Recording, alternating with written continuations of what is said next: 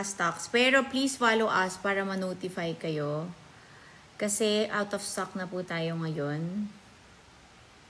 Nandito kami sa factory para mag-manufacture ulit ng another batch. Pero konti lang ulit tong batch na to kasi yung raw mats na imported, hindi pa dumarating yung lahat. So, konti pa lang ito.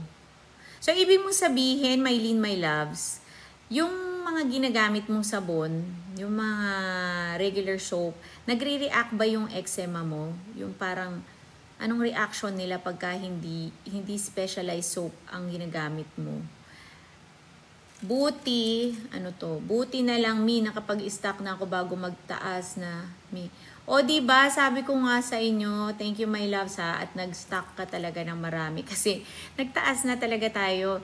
Kasi nga, kagabi, alam nyo ba, 12 midnight na nung natapos ako mag-live kasi extend ng extend. Tapos hanggang naubos na nga.